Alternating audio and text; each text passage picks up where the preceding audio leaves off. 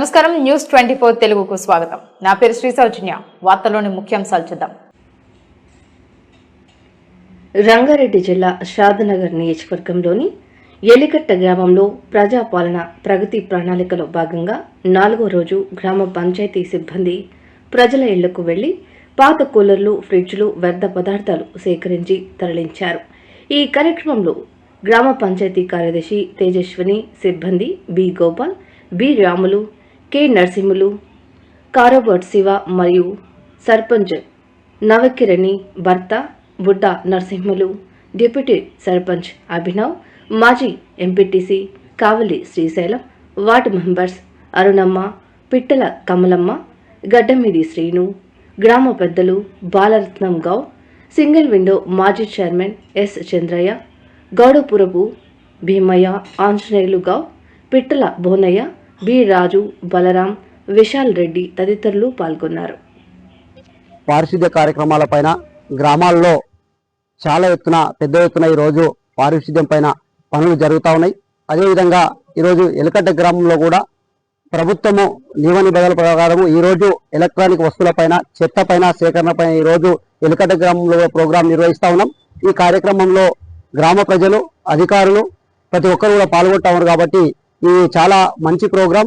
దీని తరఫున తెలంగాణ ప్రభుత్వానికి, సీఎం గారికి, శాసనసభ్యులు, ఎమ్మెల్యే గారికి కూడా కృతజ్ఞత తెలియజేస్తా ఉన్నాం. రాష్ట్ర ముఖ్యమంత్రి వర్యులు రేవంత్ రెడ్డి గారు తీసుకున్నటువంటి 99 రోజుల ప్రణాళికలో భాగంగా పల్లెలు ప్రగతి పథంలో భాగంగా మన గ్రామంలో పెద్ద మొత్తంలో ఈ గ్రామ పంచాయతీ సిబ్బంది మరియు యువకులు, పెద్దలందరూ కూడా ఈ 99 రోజుల ప్రణాళికలో భాగంగా పెద్ద మొత్తంలో కార్యక్రమాల్లో నిర్వహించడం జరుగుతుంది.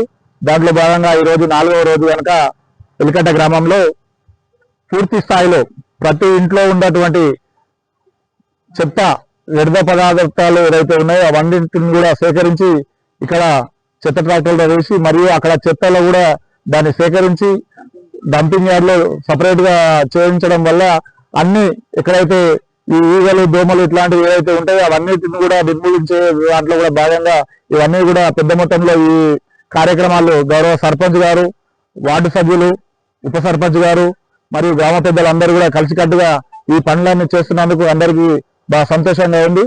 ప్రతి సంవత్సరం కూడా ఇట్లాంటి ఒక 90 రోజులు కానీ 2 నెలలు కానీ అట్లాంటి ప్రోగ్రాం పెట్టుకొని చేసినప్పుడు అయితే గ్రామంలో ఇట్లాంటి చెత్త కానీ ఇంకేదైనా పేరుకుపోయిన వస్తువులు కూడా ఎప్పుడు కూడా ఉండవని చెప్పి కోరుకుంటా ఉన్నాం.